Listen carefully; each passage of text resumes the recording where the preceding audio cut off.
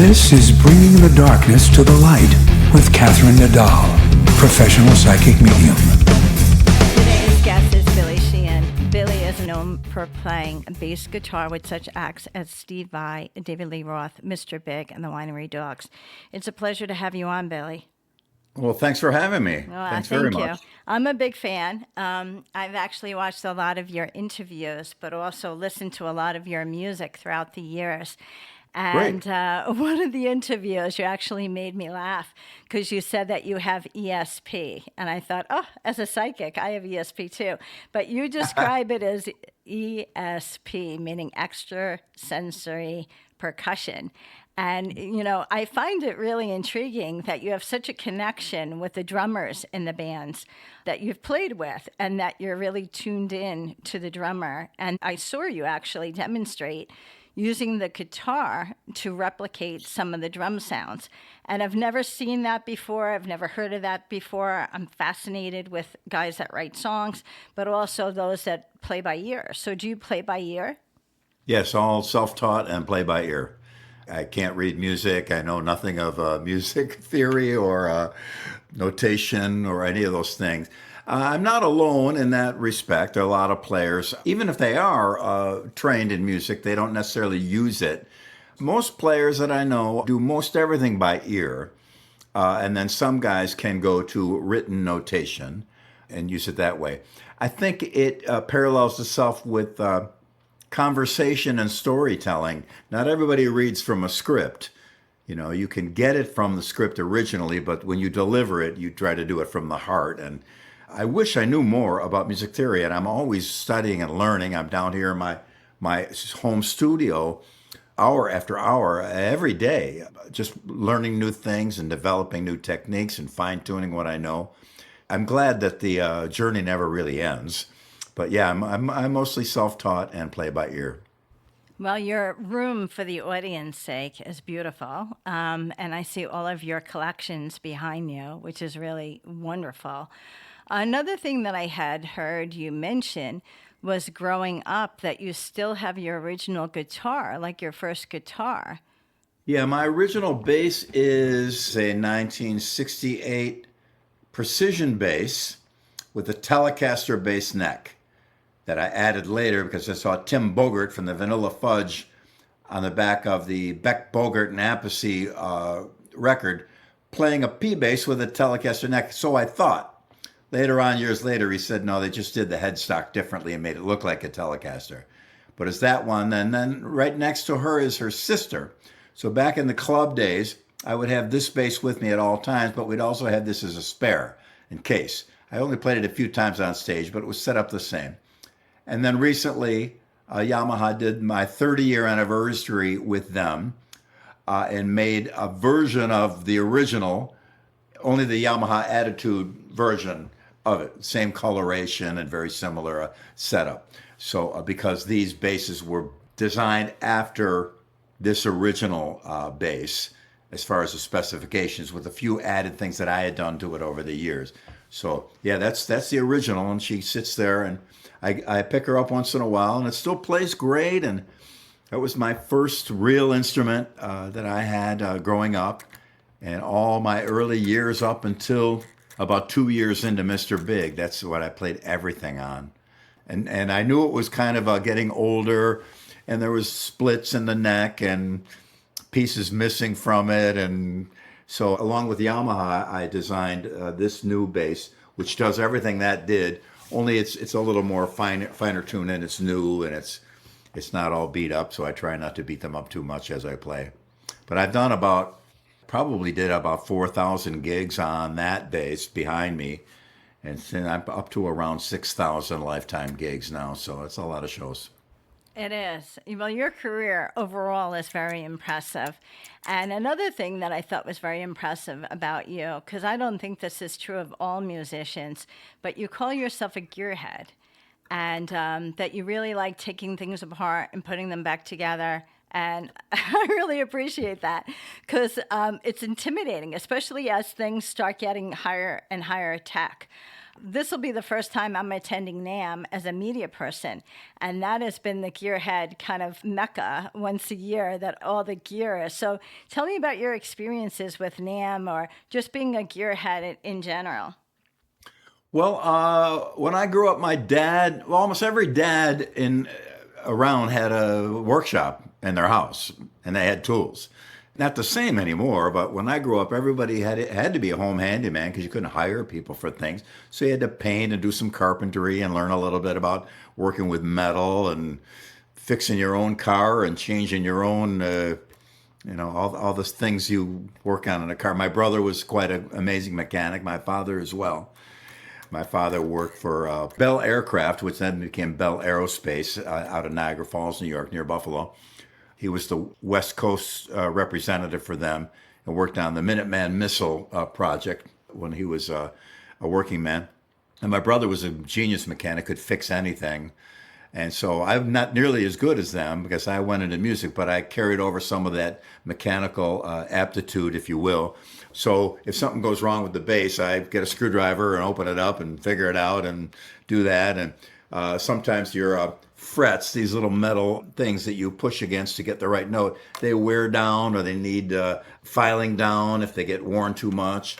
And the electronics are pretty simple in a bass, but they need to be attended to once in a while. And woodworking in general, just taking care of things made of wood. My best moment in high school, I believe, was wood shop. I had an amazing teacher, Mr. Hodge, in Ken Maurice Senior High School, and he was just a genius woodworker and taught all of us how to use all the heavy-duty industrial woodworking machines, the lathe, the joiner planer, the rip saw, all the things, how to do veneer, how to do all kinds of stuff.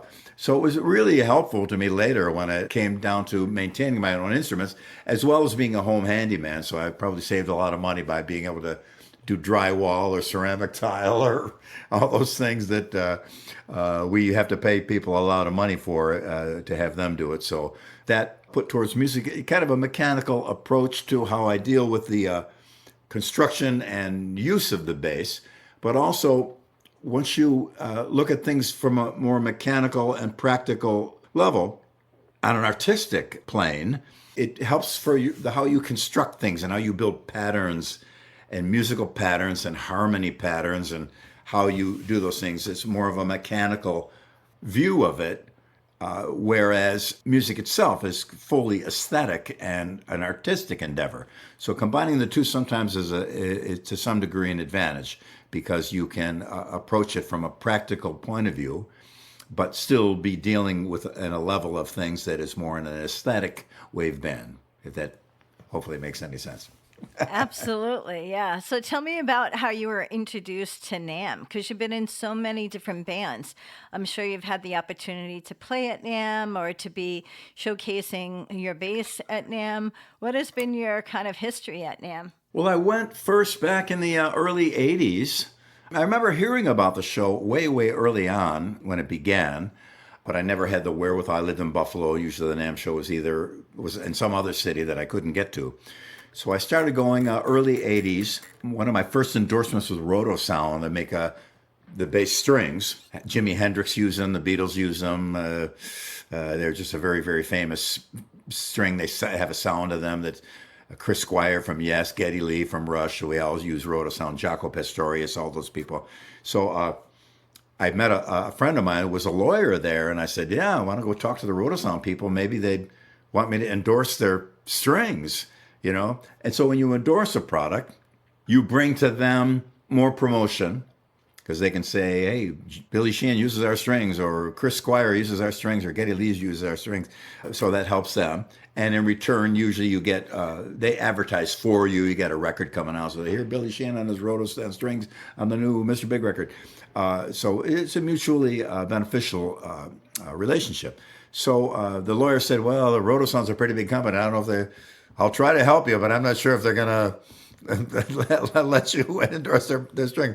So as we walk up, it's a convention, a trade show. So we walked up to their booth, and they had photos of Hendrix and all their previous users of Roto Sound.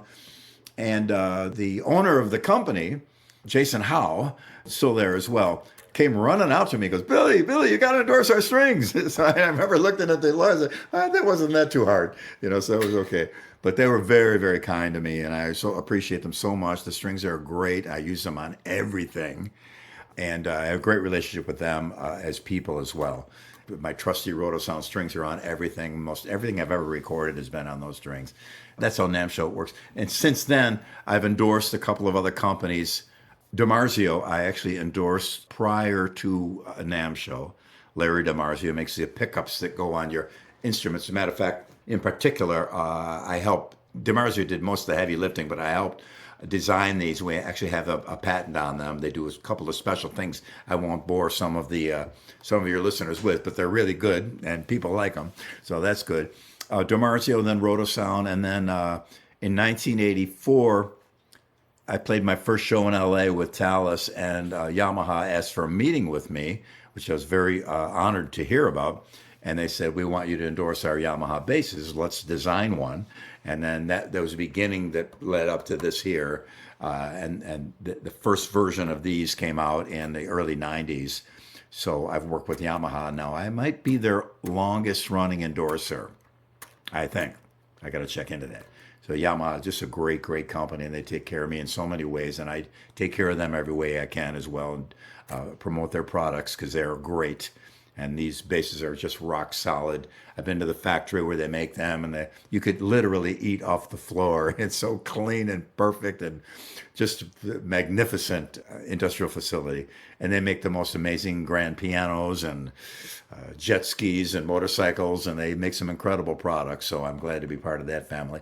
And a few other companies I endorse as well. So the NAMM Show is a show where National Association of Music Merchants. Music merchants are music stores. So everything they sell in a music store, all their new versions are demonstrated there at the show. So music stores can decide what they want to order to stock in their store. And that's basically how it works. So you go and you see the newest versions of gear, new companies, new things, and get some ideas and discover some incredible stuff. And then down in the basement, they have all the wacky and weird strange pedals to plug into and do all these crazy things with. At its peak, almost 1 million people would show up to this thing. It was amazing. It's not quite as big as it used to be, but it's still quite an event. And you'll be there? Yes, I'll be there with a media pass. So Great. there's a few pop-up events I want to bring up. I know I'll be attending She Rocks, which is the Friday night event, which is they're honoring Carney Wilson. And it's a lot of the women in the music business. And Beautiful. yeah, so that's great.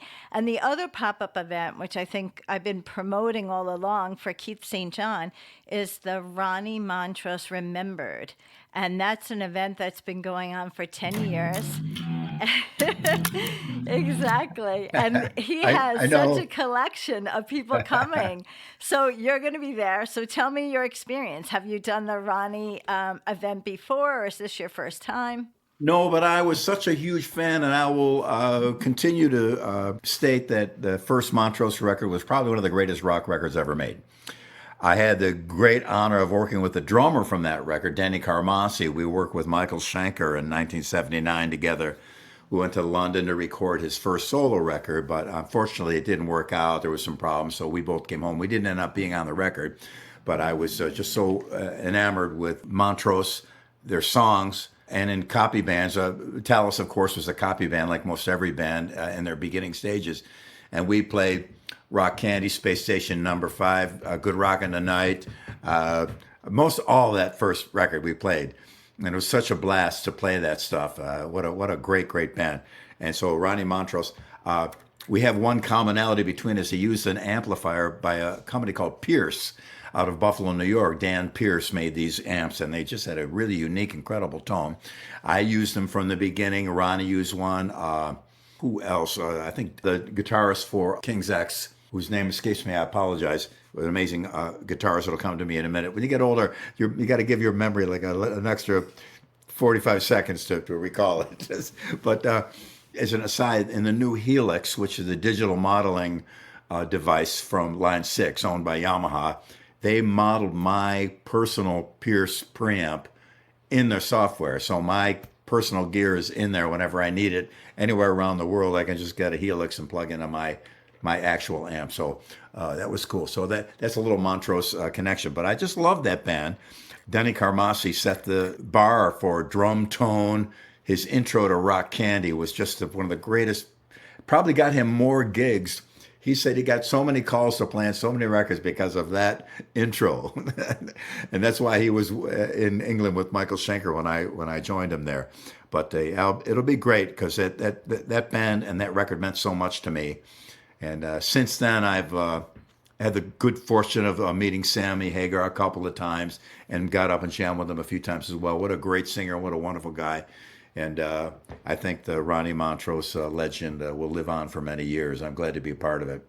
Yes, I'm very glad that Keith has been able to do it every year. And he was reflecting on the talent that comes together. And even those that played in bands together are going to be together. And I know that Matt Starr will be there, and he played in Mr. Big. You played in Mr. Big. So there's a little crossover with some of the guys that are coming out to play. Yeah, Matt is a great drummer. I was in LA one time. Our drummer, Pat Torpy, in Mr. Big, sadly, he's passed away. One of the greatest human beings I've ever known, and an incredible drummer. He began to exhibit some of the symptoms of Parkinson's, and he couldn't play the whole show. But we still want him to come out with us because it's important to have a reason to get up every day. And when you're afflicted with some malady like Parkinson's, it can really cause some distress. So we wanted him to come with us, but he couldn't play the drums. So we got Matt to play, and Pat would be behind some percussion and would sing his parts because he could still sing amazingly. He's a great, great singer. So Matt was with us. So Pat and Matt would be together all the time because they're two drummers. And every time I'd go in a room, they'd be talking about cymbals and bass drum pedals, and gear all the time. It was really wonderful that Matt came along with us, and he was so kind to Pat, and he played great, sang great, and he's just a wonderful guy. So I'm sure the first time I heard him, I went out to a little club in L.A. On the Rocks, across the parking lot from the Rainbow and above the Roxy is a little club called On the Rocks. I'd never even been in there, but it had a little stage, and they're having a jam night. And this guy gets up to play drums, and he does TNT by AC/DC. And Bon Scott is a tough guy to sing because he sings high. I was just hanging out, and I heard him playing. I go, wow, who's playing drums? The drummer sounds good, but who's singing? I go, well, that sounds great. It was Matt doing both. So right from there, I got his number. I said, hey, man, we might need somebody to come and back up our beloved Pat Torpy. So I rehearsed all the material for a while, brought Pat in. Pat loved him too. So he ended up doing quite a bit of shows with us for a long time. And we really are grateful for his contribution. Yes, Matt is a great guy. It's interesting because I've listened to several interviews with you. It's very often mentioned about how Mr. Big reunion is like finished. So a lot of times people say, we're having a reunion and this is the final tour. And then people say, we don't believe it. But you've been consistent to say that it is the final tour. So how did that decision come about? Because there's so many bands that say that and then they pop up again and then they pop up again. So how was the real finale on that? Well, a lot of times we announce a final tour, a lot more people come out. This is the last time we'll ever see them, so we'll come see them. So they do good business, and it's very lucrative. More people means more pay, and that's a good thing. You deliver the goods to the people; they're happy to buy a ticket for it, and that's how the world works. Once you do that, I don't think it's really ethical to come out and do it again because you already told them that was the final. Go, well, what? We already paid our money to see the final tour. Now here it is again. And of course, we try to take that with a sense of humor and friendliness. And so maybe they decided to do more. That's okay. No fault. We're good with that. But we wanted to make it for real. On my toaster, when it pops, it's got a little readout on it, and it says "end hot." The toast is done, and the toaster is hot. And it just thought that's why we wanted to end hot. Because a lot of bands, when they go out again and again and again, as we get older, it's not as vibrant and exciting as it once was because you get older. That's how it is. I'm still in great shape as far as I can observe, and I could play 2-hour shows with a double neck bass for another 10 years, in my humble opinion. But voices wear out and people wear out, and and Mr. Big is a very physical band. We're up there, we're hitting it hard. We sing, everybody sings, everybody plays. It's a sweat fest. We hit it hard, and it's a little difficult. So we thought, let's run over the finish line instead of crawling over the finish line, and that way people will remember us at a point where we were pretty comparable to how we were when we were in our prime. So I think that's an important thing. And again, if your band decides to go back and do more, God bless you. That's cool. But we wanted to end hot, and I think we did. We had a lot of good response to our farewell tour, and God bless all the guys that contributed to it and helped us out. And it was an amazing run. Absolutely. I'm actually a big fan of Mr. Big. So yeah, I am. And I have my own favorites. They're not all everyone else's favorites, but what would be your top three? Because there's several albums, there's so many to pick from. And recently, Matt had put out a message on social media and said, is there a song you would like to hear play? And I automatically put down Take Cover because I've spent so many years in my life as a runner. So a lot of times music would be paired with my running. That's about the right speed, yeah. Yeah, Take Cover has been my go-to. So what would be highlights from Mr. Big? I know it's hard to select, but you might have a couple. Yeah, Take Cover is certainly one of them. That was from the What If record, I believe. Maybe. I'm not sure. I forget. There's a lot of records. But the most of the second record, Lucky This Time, I love playing that song. That was a great song, written by a guy named Jeff Paris, a great songwriter. Addicted to That Rush was my contribution in the opening track of the first record. That's a blast to play. Very high-speed ZZ Top-ish. I'm a big ZZ Top fan. Billy Gibbons. Another song we did called Promise of the Moon. Just a beautiful piece. And timing is everything. A lot of time a good song comes out, and if it isn't at the right place in the right time, it kind of gets passed by and you don't hear about it. Years later, you go, wow, what is that song? It was there, but we missed it. We had a great peak in the early 90s. It continued on because we played outside of America so much. It kept on going. But I think that would have been yet another one of significant hits of ours if it would have come out at a different time. When we finally hit with To Be With You, Just Think My Heart, Green Tinted 60s Mine, and Wild World, the winds were changing and it was becoming more alternative. Nirvana and the Seattle Sound were coming in. And so bands like Mr. Big were kind of, in America, were kind of pushed to the side. It's good to see a changing of the guard, even though I happen to be the one that they were pushing out. It didn't bother me because outside of America, we were still doing amazing business and great times in Europe and South America and Southeast Asia and Japan. So we never were hurting at all because of that. And we had developed a lot of international markets early on due to the advice of our brilliant manager, Mr. Herbie Herbert. So that didn't bother us. But I think Promise of the Moon would have been another really successful song with us if things were a little bit different in the scene at that time. It's hard to pick. Colorado Bulldog was a riot to play live. That was just a raucous, wild chaos. Mr. Big was kind of funny because people knew us from To Be With You. But we played a lot of fast stuff and a lot of guitar, bass, histrionics and stuff like that.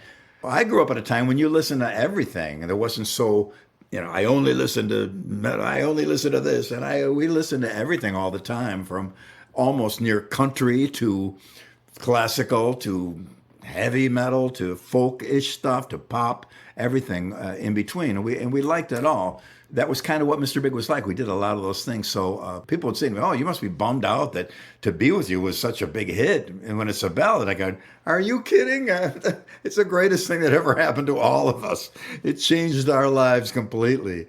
It spread us all over the world. It was our passport to Thailand and Korea and the Philippines and Japan and Indonesia, Malaysia, Singapore, every country in Europe, all over South America, Brazil, Argentina, Chile. You name it, that was our passport everywhere. So I still love that song, and I love what it did for us. And we would see in the early days young teenage girls, rooting for our heaviest stuff, Colorado Bulldog and Daddy Brother and all that. And then you see guys in Slayer shirts singing along with To Be With You. So we were kind of bringing a little bit of a United Nations peace treaty to everyone. So we weren't necessarily, we were breaking down some barricades a little bit, I think. And I think it was a good thing because I love Slayer too. But To Be With You was a life changer. Yes, and I think it's interesting too because I've heard in several interviews that you walked into Mr. Big being the one most recognizable at that time because you had just finished working with Steve Vai and working with, I think, David Lee Roth at the time. So you kind of brought in that popularity. So how was that? Like it had to, of course, help Mr. Big, but what was it like? Did you pick up all these extra tips or tricks from working with these other big bands that kind of like helped do the stage or performances going forward? Well, David Lee Roth, playing with him, he called me summer of '85 and said he wanted to start a band. I I didn't actually. He told me he was doing a movie and wanted me to be in it, and that was the cover story because it was a secret. He didn't tell anybody he was going to quit Van Halen. So he called me. He said, "Let's start a band." I go, "Let's find a guitar player." I recommended Steve Vai, and Steve came in. And Dave told Steve and I to go find a drummer. We went and found Greg Bissonette, and we were off. Dave is the grandmaster of show business, so it was like getting a PhD in Showbiz 101 by being in his proximity. I learned so much from him about how the world works in the music biz and how entertainment works and why you do what you do.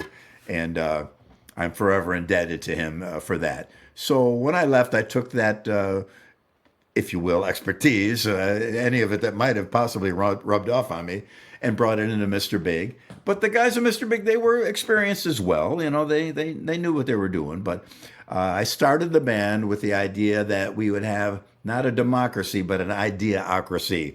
Whatever the best idea is, doesn't matter who it came from, we'll use that. We're a lot of times because I'm the leader, my idea's got to, no. Somebody else might have a better idea, so let's use the better idea as opposed to who put it forward. So a couple things like that brought about a good creativity within the band, and we got great songs as a result. And working together, putting songs together, most everything on the Lean Into It album was a cooperative effort. Up to about the third or fourth record, there was a lot of contribution by all of us to make the records the way they were.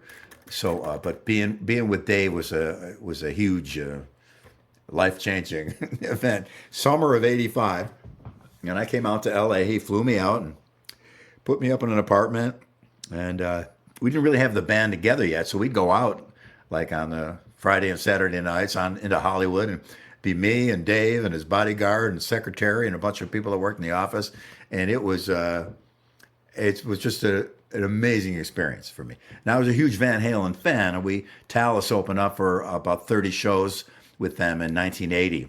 So I got to become an acquaintance with them, more closely with Ed than anyone. We stayed in touch through the years. But Dave was, I would always be fascinated watching him on stage because he sold it.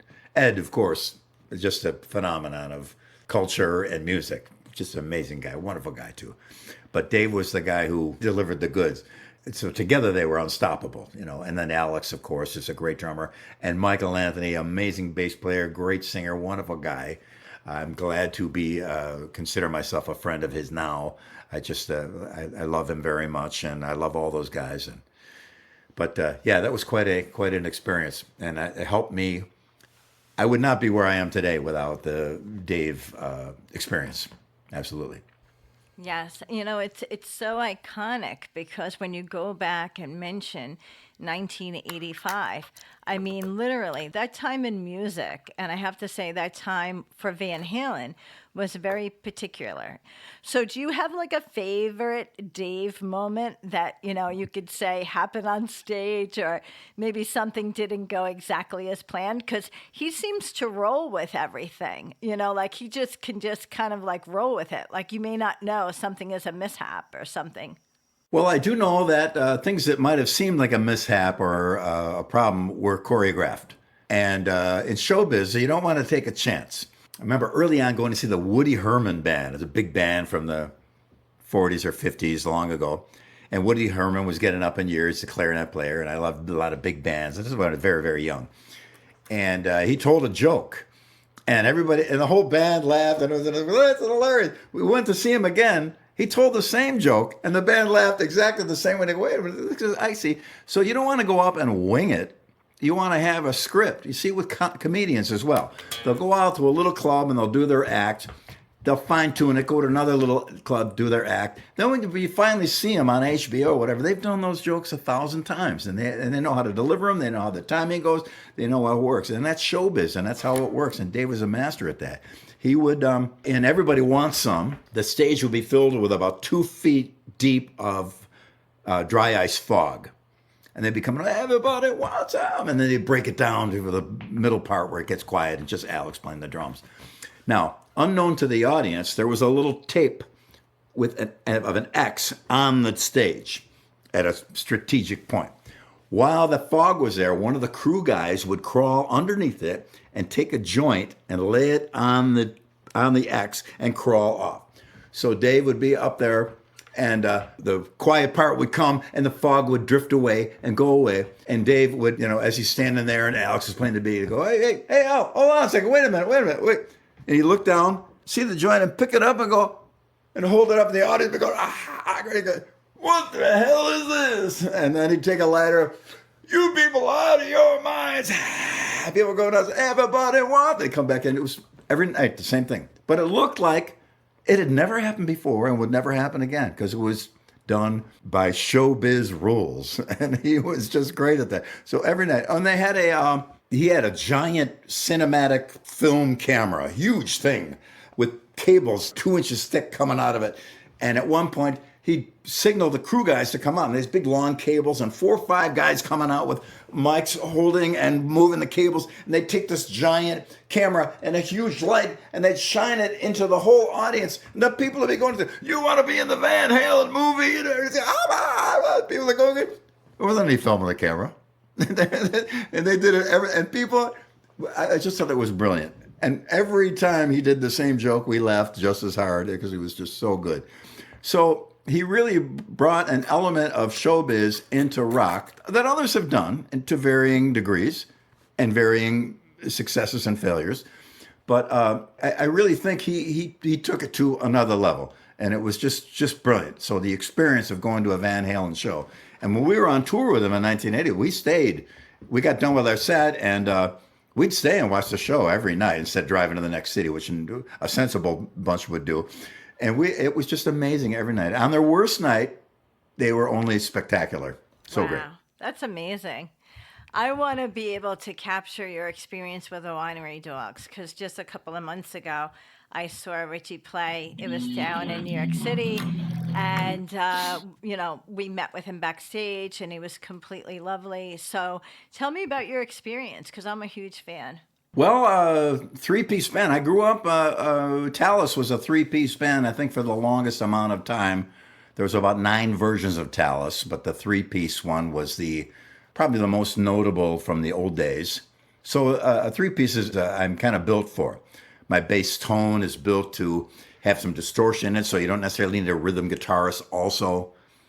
I remember our original old guitarist telling him he went out to jam with some other band one night that was just drums and bass and guitar. And when it came time to do a solo, he felt like there was a giant hole because there wasn't enough coming off the bass to make it feel comfortable soloing again. So three-piece bands, I love ZZ Top, Grand Funk Railroad, Cream, a lot of great three-piece bands, and a lot of three-piece bands that were 3 musicians and a lead singer. So it's a similar dynamic as well. So that was, and also important that everybody sing. People say, oh, I know this amazing drummer. Oh, really? Yeah, oh, God, he's the greatest thing you ever. Oh, fantastic. Can't wait to hear him. Oh, he's great drumming. Does he sing? No. I'm good. The mind-blowing guitarist is fantastic. Yeah, does he sing? No. Okay, so to sing is important in a band because harmony reaches everyone. To Be With You, as previous mentioned, was all a big harmony song. And we grew, all the songs we played growing up, Crosby, Stills and Nash, Carry On, Wayward Son by Kansas, all the Beatles stuff, harmony, harmony, harmony all the time. Three Dog Night for days, all kinds of stuff like that. For me, that's a huge element in any band. The fact that all of us sang in the Winery Dogs was a great thing, so we could do proper harmony and what have you. So that was an important thing. But yeah, it was a great experience, great band. I loved, of all the records I've done, the very first Winery Dogs record, I say, second Mr. Big record, Eat 'Em and Smile. I'm sorry, lean into it. David Lee Roth, Eat 'Em and Smile. I get mixed up. I got to stop making so many records. Sometimes when I go out after a show and a guy's got a pile of records like that for me to sign, and I say, let me take care of these and I'll sign them all. Just give me a minute. Like I said, get them all down. So I'm very pleased about that, but that's a lot of records.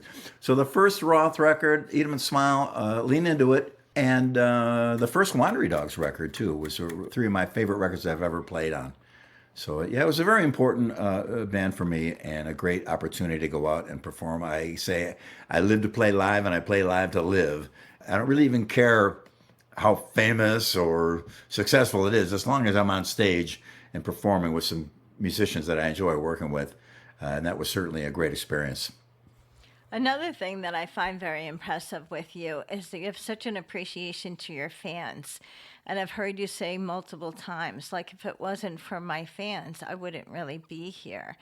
And you have said, like, you don't mind signing things for people or taking, selfies with people. And I find that so great because it's not always so common. But as a fan, I find that really amazing because the fan feels the energy, And it's the same because your album or your favorite song becomes alive a second time because you actually got to meet the musician. Yeah, because I'm a fan also of a lot of players, and that music means a lot to me. I mean, there's some music that I can put on that I don't want to be around people when I'm listening because it'll bring tears to my eyes. Such things that just touch me so much. And it can be all kinds of styles as well, but just means so much for me. I'll if I happen to have a night off and I'm around, I'll grab a glass of wine, come down to my over 2 terabytes of iTunes, which is well curated with the right cover art and the right titles, and just go through and grab songs that I just love, that meant so much to me growing up, as a person, as a player, as just a fan. Everything I own, everything I have, comes from someone buying a ticket, a T-shirt, or a record or a download. And I don't forget about that. And so I'm happy to do whatever I can. There's restrictions of time and scheduling that I can't. Sometimes I got to go into the venue and get to work, and I can't necessarily stop. But afterwards, I'll come out, I'll sign everything, but I got to go now because the most important thing of my day is getting on deck on that stage and doing my very best. So I got to make sure everything is the way it's supposed to be. I am not nonchalant about it at all. That's why I tell people, hey, I want to come over and say hi. Okay, after show. Yeah, anything after show. Before the show, it's all business because I got to deliver. I want to deliver my absolute best, so I got to do warm up for hours, make sure my gear is perfect sound check so I can hear everything. I'm supposed to do the best performance I can. But after show, all bets are off. So you can do whatever you want. So a lot of times before shows, I'm a little bit of a hurry and I can't, but I do when I can. It's important to me. Again, as a fan, a couple of times I met bands before I had gotten anywhere in my career. Mott the Hoople played, I think it was Halloween. It was Mott the Hoople, Aerosmith, and the New York Dolls in Buffalo. And we went down to the venue because we just loved Mott the Hoople. And I didn't really even know who Aerosmith was yet. Later became a huge fan, of course. And we took Overend Watts, the bass player, who I got the idea from the giant boots I wore for years in the 70s. He was the guy. If you look up old video of him, he's wearing those boots, and that's where I got it from. Oh, you got it from Kiss? No, they were years later. They were way down the line. I had already stopped wearing them by the time Kiss came out. So Overend Watts, I'm a huge fan of his and all Mott the Hoople. And I think their keyboard player, Morgan Fisher at the time, wasn't the original Verdon Allen. And they wanted to see some pawn shops, so we drove them around to the pawn shops. They're looking for guitars and stuff, but we met them. I got him to sign my little Talas bumper sticker Overend Watts. I still got it. So I know what it's like to be on the other end, and they were so kind to us. They were cool. And also, we came from a time when we were playing clubs constantly, 21 nights in a row was our record. 3 full shows in one day we did one time. So we played constantly. And a lot of places, the stage was this high, and there's no dressing room. So when you get done, you step off the front of the stage. It's not like now where there's a pit and a barricade and thousands of people. It was just a club. There's a dance floor and tables. So you'd step off, put your bass down, step off, and sit down at a table or walk over to the bar where people are standing and talk to people and hang out.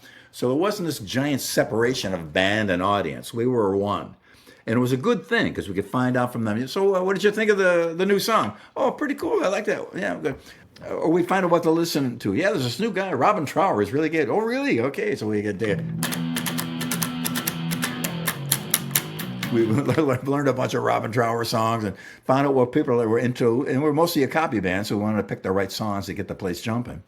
But we didn't have any separation. So from early on, we weren't necessarily getting that kind of, I hate rock star. People use that as a term. I kind of bristle. I'm a musician. I'm a player. I'm blue collar. I've changed my own oil. I installed carpeting. So I play. I'm at work here. I hate the rock star idea completely. So we learned early on that the audience is your friend, and we're here to deliver goods to them so they have a great night. And so signing autographs and taking care of people or taking photos, I'm always happy to do it. Sometimes I'm in a hurry. There's a thing. A couple times in my life I was having a bad night or whatever, and I just couldn't do it. So if I can't be myself and feel good, then rather than expose my dark side, I'll be out in a minute. Okay, just give me a few minutes. Let me go collect my thoughts, and then I'll go back out there. Because we're all human. We all have good days and bad days. But I really go out of my way, and I love to take care of the people who have taken care of me. Absolutely. Thank you so much for saying that. I want to be able to have you share that you will be at the Ronnie Montrose Remembered on January 24th, which people can still get tickets to, and they can still see that being advertised on social media. But also, please tell us about any other future events or things that you would like to see happen in 2026. Well, I have a new band, again. It's called The Fell. We have a wonderful drummer from Toronto, Nick. He's just a powerhouse, great. On guitar is Mike Crumpus from Smash Mouth. Great guitarist and singer, but he's also a great producer. And so our songs are just sounding fantastic. He's done an amazing job. And on lead vocals is a wonderful gentleman named Toby Rand from Australia. And he's got some pipes. And I love his voice. But the thing I love about this band is it wasn't built on, let's find a great singer and a great drummer and a great guitar player and throw me in the mix maybe too and see what we come up with. We started with songs. Mike Crumpus called me when I was in L.A. years ago and said, hey, I got these songs. I need bass. You want to come by and play? And I said, okay, I'll give it. I didn't even know him. He just found me on Facebook.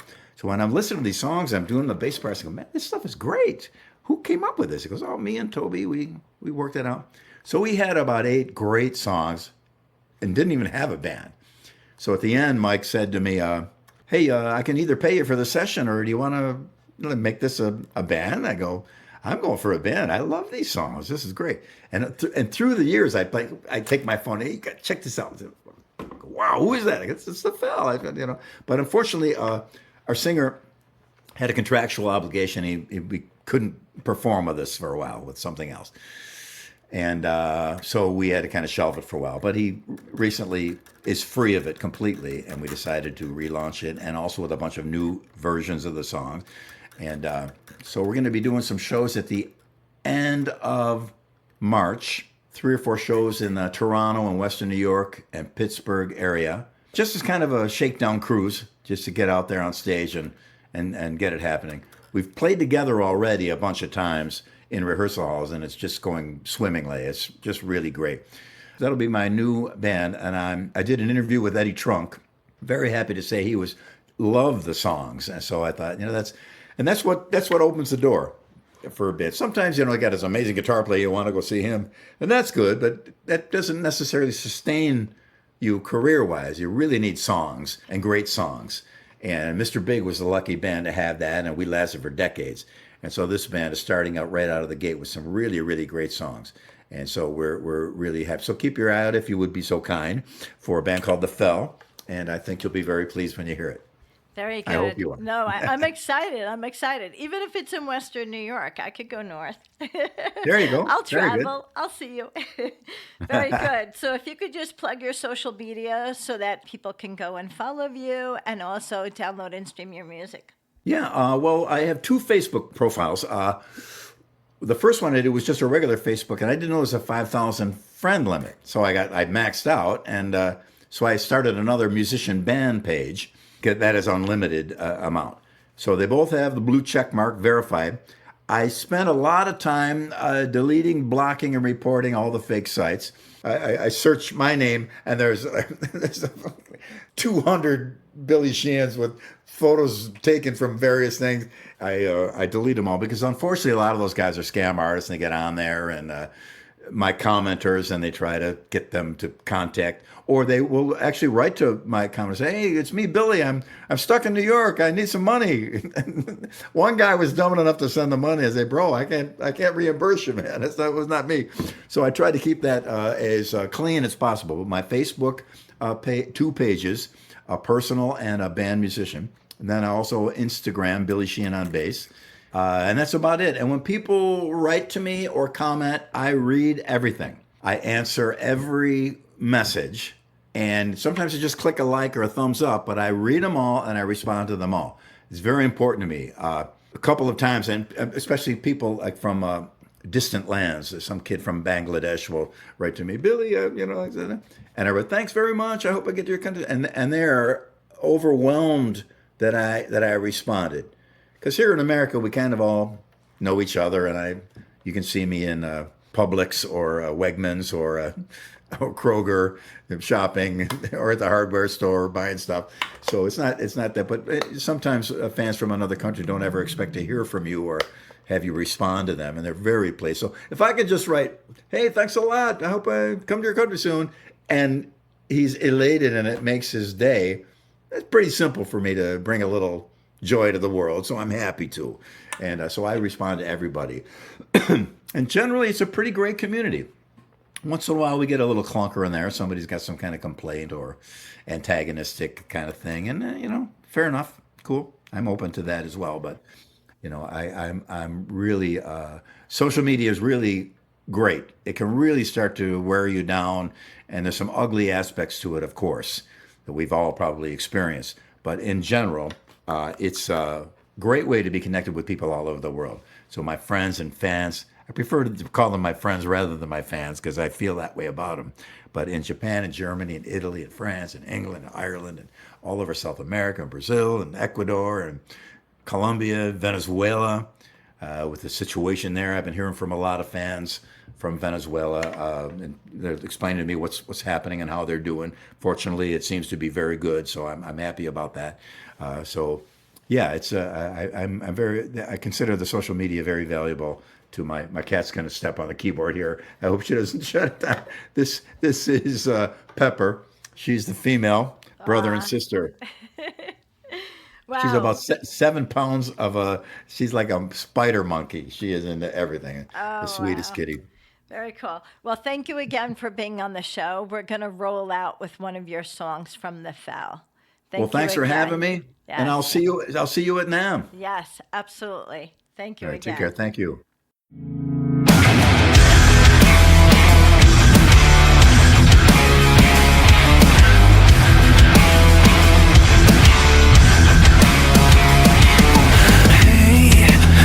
Crossfire, don't you see? I'm on the wire face.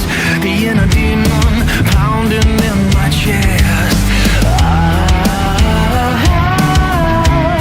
I'm bleeding if I wait just a little.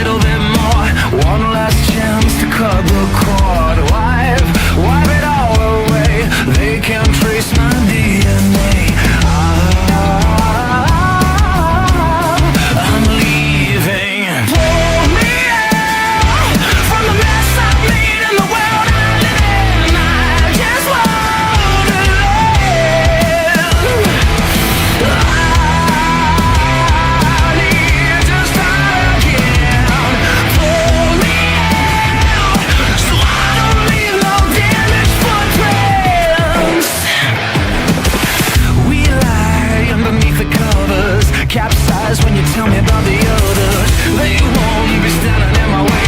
Footprints that can match my pace. I'm believing gone. Science, you can't fool me. Pull me out from the mess I made in the world I live in. I just wanna live. I need to start again. Pull me out so I don't leave no damage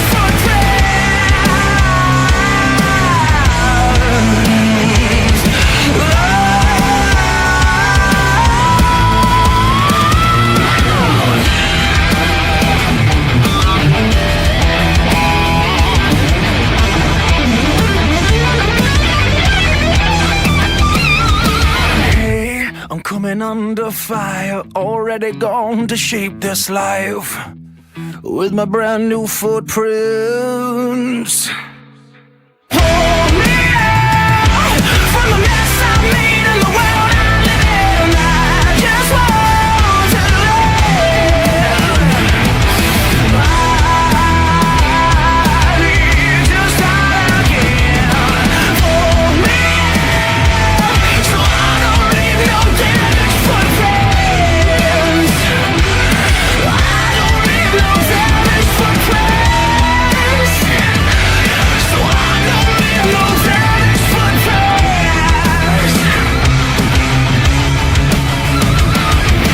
Pull me out so I don't leave no damage footprints.